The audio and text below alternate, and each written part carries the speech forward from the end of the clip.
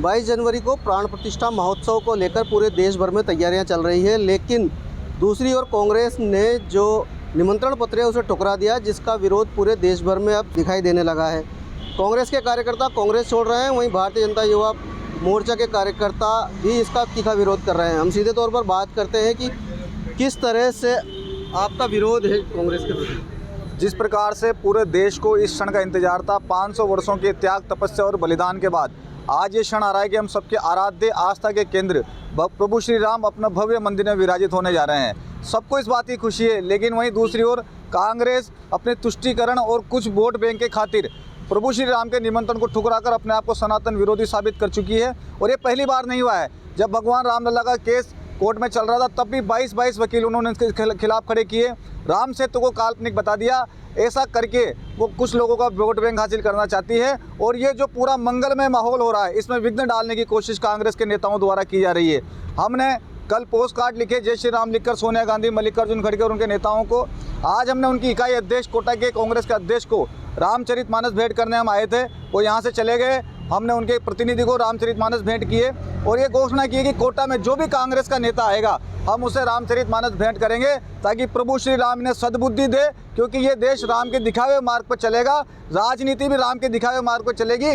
और जो राम के खिलाफ इस तरह की बयानबाजी करेगा, पूरा देश उसके खिलाफ खड़ा होगा। रामायण सौंपने का क्या उद्देश्य?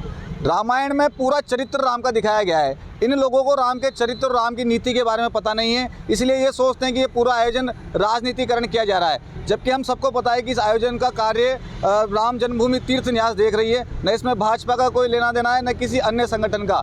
और जहाँ तक श्रेय का सवाल है, तो निश्चित रूप से प्रभु श्री राम जिसे अपने कार्य के लिए चुनते हैं, उसको श्रेय जाना चाहिए। माननीय प्रधानमंत्री मोदी जी को इस कार्य का पूरा देश नहीं, पूरी दुनिया श्रेय दे रही है, क्योंकि उनकी इच्छा शक्ति के बिना इतना बड़ा कार्य संभव नहीं था। इसलिए राजनीति कांग्रेस पार्टी कर रही है, जबकि पूरा देश और पूरी दुनिया के राम भक्त इस आनंद के उत्सव को जीना चाहते हैं।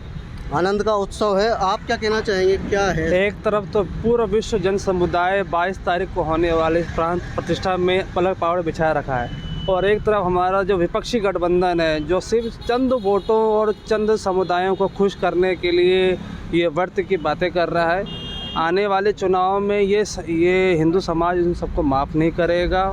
उनको क्या कहते हैं, भरी उनको ये सबक सिखाएगा कि अगर अब इस देश में सनातन का जो भी विरोध करेगा, उसको ये समाज बर्दाश्त नहीं करेगा। सनातन का विरोध होगा तो कोई इसको माफ़ नहीं करेगा। आप क्या देखते हैं कि आने वाले चुनाव में कांग्रेस को इसका खामियाजा भुगतना पड़ेगा? बिल्कुल, इसका खामियाजा कांग्रेस को भुगतना पड़ेगा।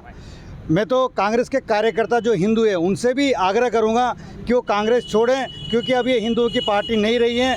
कांग्रेस ने हमेशा हिंदू विरोधी काम किया है और आज फिर उसने अपना हिंदू विरोधी चरित्र सबके सामने प्रकट कर दिया है। अब निर्णय हिंदुओं को करना है और इसकी शुरुआत हो चुकी है। कांग्रेस के कई कार्यकर्ताओं ने परसों से ही वो अपनी कांग्रेस की सदस्यता छोड़ रहे हैं। और इस बार हिंदू इन 2024 के लोकसभा चुनाव में कांग्रेस को 50 से भी कम सीटें देकर उसको इसका सज़ा देगा, क्योंकि हिंदुओं का अपमान किया है। राम मंदिर का न्योता मिलना अपने आप में गौरव की बात है और उसको ठुकराना सीधा सीधा हिंदुओं का अपमान है। तो कुल मिला के समझ सकते हैं कि कांग्रेस को सीधा ही जो लोकसभा आने वाले चुनाव है उसमें इसका खामियाजा भुगतना पड़ेगा, क्योंकि सनातन धर्म का जो विरोध करेगा उसको कहीं ना कहीं चुनाव में इसका परिणाम भुगतना पड़ेगा। ये लोगों का भी कहना है, युवा मोर्चा के कार्यकर्ताओं का भी कहना है। इसी के चलते जो कांग्रेस के कार्यकर्ता हैं वो भी कांग्रेस छोड़कर अब सनातन के लिए काम कर रहे हैं, घर घर पीले चावल बांट रहे हैं और जो ये भव्य आयोजन है इसको और भी भव्य बनाने की पुरजोर कोशिश कर रहे हैं। कोटा से एबीपी न्यूज़ के लिए दिनेश कश्यप।